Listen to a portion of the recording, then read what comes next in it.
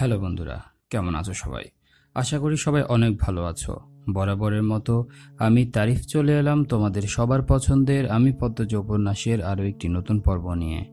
আজকে থাকছে উপন্যাসটির ৬৭তম পর্ব। তো চলো কথা না বাড়িয়ে উপন্যাসটি পড়া শুরু করি। আমির হাতের ছুরি চেয়ারের উপর রাখলো, তারপর রক্তমাখা জ্যাকেট খুলে মেঝেতে ফেললো। পদ্মজা ভয়ে মিইয়ে গেছে, অস্বাভাবিকভাবে ফোঁপাচ্ছে। খলিল যত দ্রুত সম্ভব জায়গা ছেড়ে চলে গেলেন। মজিদ তীব্র বিরক্তিতে চোখ মুখ কুঁচকে বিকৃত রূপ ধারণ করলেন। শফিক তাদের কত কাজে লাগতো সেটাও শেষ।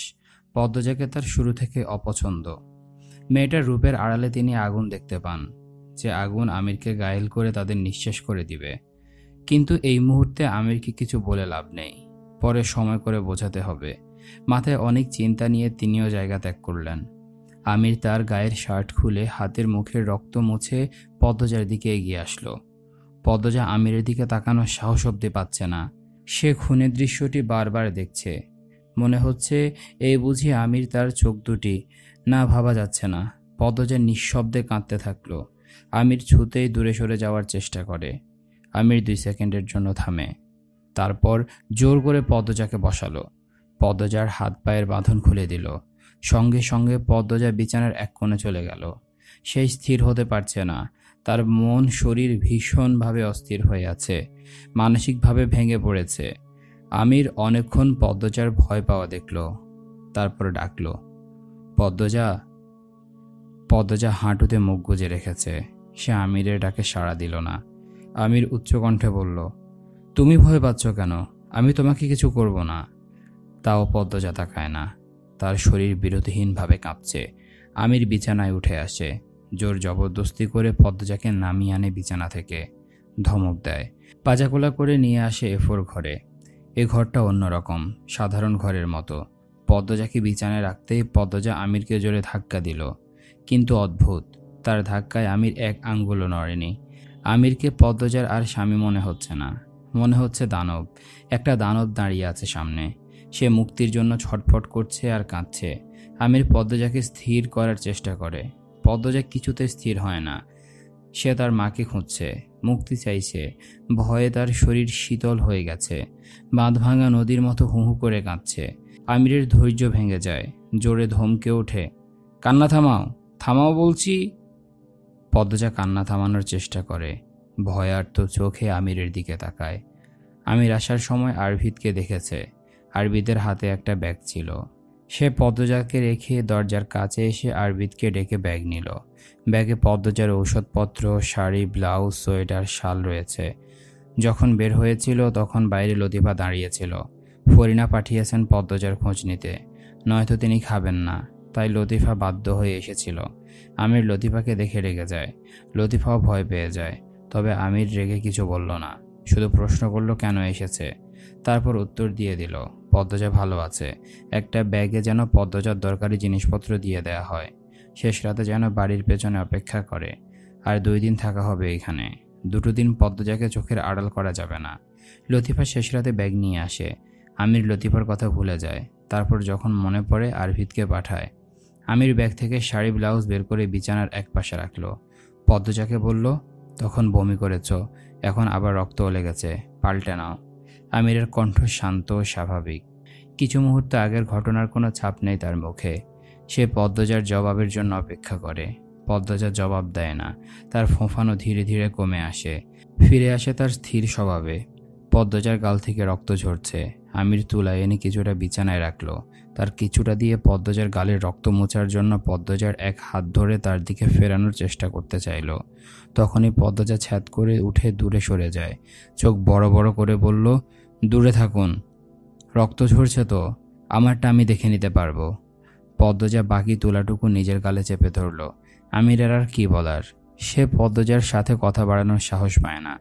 বিছানার চেয়ে অনেকটা দূরে গিয়ে কাঠের চেয়ারে বসলো। দুজন 2 দিকে বসে আছে চুপচাপ। নিস্তব্ধ শান্ত পরিবেশের জন্য পদ্মজার নিঃশব্দে কান্না করাটা শুনতে পাচ্ছে আমির। সে কথা বলতে গিয়ে দেখল তার কথা ফুটছে না। আরও 2 বার চেষ্টা করার পর কথা ফুটল। কি করবে ভেবে পাচ্ছ না? অসহায় মনে হচ্ছে নিজেকে? পদ্মজা আগুন দৃষ্টি নিয়ে তাকালো, কটাক্ষ করে বলল, আনন্দ হচ্ছে আপনার? আনন্দ হওয়ার কি আছে? কিছু নেই? না। ওই লোকটিকে খুন করে নিজেকে ভালো প্রমাণ করার চেষ্টা করছেন? নিজেকে ভালো প্রমাণ করার চেষ্টা করলে তোমার কাছে ভালো হতে পারবো? পদ্মজা থমকালো, সময় নিয়ে বলল, আপনি আমার মাকে খুন করতে চেয়েছেন। আপনি আমাকে একটার পর একটা মিথ্যা বলেছেন, আর অন্যদের সাথে নৃশংসতার কথা না হয় বাদই দিলাম, তারপরও আমি আপনাকে ভালো মনে করব? সেটাই তো বললাম। তীব্র ঘৃণায় পদ্মজা মুখ ফিরিয়ে নিল। আমির বলল, এসব কে বলেছে? মিথ্যে তো বলেনি। রিদওয়ান, সত্য তো? আমির উত্তর দিল না। পদ্মজা বলল, আমার নিজেকে নর্দমার কীট মনে হচ্ছে। আপনার মতো একটা মানুষের সাথে এতদিন বসবাস করেছি আমি। গোসল করে পরিষ্কার হয়ে যাও। মজা করছেন? না। তারপর তো ঠিকই ছুবেন, জোর করে অপবিত্র করে দিবেন। পুরুষ তো আপনি, ফেরে উঠবে না কোনো নারী। নারী তো ভোগের জিনিস, ভোগ করে করে ফেলে দেওয়ার জিনিস। আমিরের কপালে ভাঁজ পড়ে। বলল, কবে তোমাকে জোর করেছি? আপনাকে ভালো মানুষ ভেবে, স্বামী ভেবে কখনো জোর করার সুযোগ দেয়নি। ভালোবেসে না?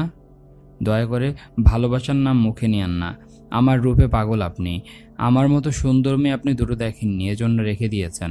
বিয়ে করেছেন, হালাল সনদের অধিকারে ভোগ করেছেন। আমার এই সৌন্দর্য যদি না থাকতো কবেই ছুড়ে দিতেন আবর্জনায়। রূপ নিয়ে অহংকার করছো?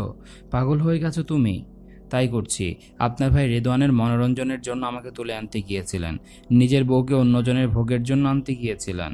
আমির হাসল, হেসে বলল, তখন তুমি আমার বউ ছিলে, দেখার পর হয়েছ।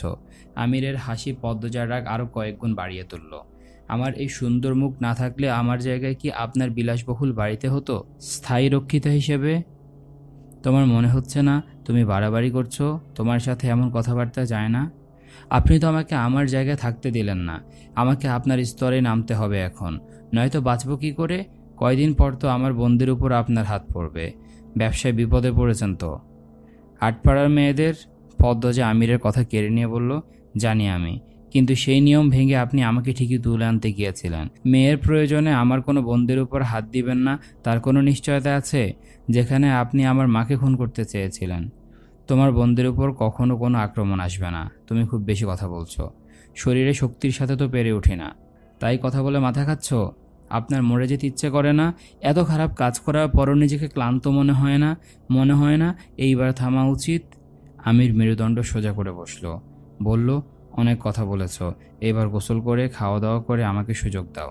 কিসের সুযোগ? তোমাকে বাঁধার। আমাকে বের হতে হবে আবার। পদ্মজা অন্যদিকে ফিরে বসে, যার অর্থ সে গোসল করবে না। তার অসহ্য লাগছে আমিরকে। আমিরের খুন করার অভিজ্ঞতা দেখে হাতাহাতি করার সাহস মরে গেছে। এখন থেকে যা করতে হবে পরিকল্পনা মাফিক করতে হবে, নয়তো সে কিছুতেই পারবে না। মেয়েগুলোর মুক্তির আকুতি করে যে লাভ নেই সেটাও বুঝে গেছে। আমির চেয়ার ছেড়ে উঠে আসলো, খপ করে পদ্মজার হাতে ধরল, বলল, যাও গোসলে। ছাড়ুন, কিরমির করে বলল পদ্মজা। গোসলে যাও, গোসল করে খাওয়া দাওয়া করে ওষুধপত্র খেয়ে আমাকে ধ্বংস করার পরিকল্পনা করো। নাটক করছেন কেন? নাটক তো তুমিও করছো। যেভাবে কথা বলছো এটা তো তুমি না। উফ, ছাড়ুন, আমাকে বাধ্য করো না তোমাকে গোসল করিয়ে দিতে। পদ্মজা বিস্ফোরিত হয়ে তাকালো, দাঁতের দাঁত চেপে বলল, তখনই আমি মরে যাব। সেজন্যই বলছি, নিচে যাও। আমি আপনার কথা শুনবো না। আমার হাতের মার কিন্তু খুব শক্ত। নরম আছি, নরম থাকতে দাও। অন্যজনকে দিয়ে মার দিয়েছেন, এবার নিজে মারাটা বাকি। মেরে দিন না, এখনই মেরে দিন। আমি কাউকে মারতে বলিনি, কিন্তু এরকম চলতে থাকলে তুমি আমার হাতে শক্ত আঘাত পাবে। পদ্মজার চোখ ফেটে জল বেরিয়ে আসে। সে ভেজা কণ্ঠে বলল, সেদিনটাও যে আমাকে দেখতে হবে আমি জানি। তাহলে এখন কেন দরদ দেখাচ্ছেন? নাটক করছেন কেন? পদ্মজা, আমার দেরি হয়ে যাবে। সময়টা আমার কাছে খুব মূল্যবান। 2 দিন ধরে ঘুম হচ্ছে না, মাথা চড়ে আছে। কথা শোনো। পদ্মজা কিছু বলার মতো খুঁজে না পেয়ে থুতু ছুঁড়ে মারল। আকস্মিক ঘটনায় আমির হতভম্ব। পদ্মজা কথায় কথায় থুতু ছুঁড়ে দিচ্ছে, যা অপমানজনক, কিন্তু আমির কোনো প্রতিক্রিয়া দেখালো না। সে পদ্মজাকে জোর করে টেনে নামালো, বলল, গোসলে যাও। গায়ের জোর দেখাচ্ছেন? দেখাচ্ছি। 6 বছর তো জোরই দেখিয়েছেন, তোমার সম্মতিতে।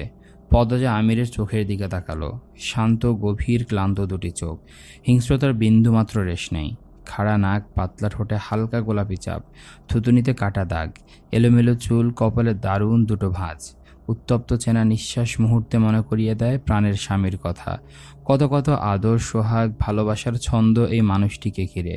ঘৃণার মোটা দেয়াল ভেঙে ভালোবাসার অনুভূতিটা কি অদ্ভুতভাবে ছুঁয়ে ফেলল পদ্মজাকে। তখনই কানে ভেসে আসে রিদওয়ানের কথাগুলো, ভেসে আসে মেয়েদের চিৎকার। চোখের সামনের রঙিন পর্দাটা সরে গিয়ে হয়ে ওঠে ক্রোধী।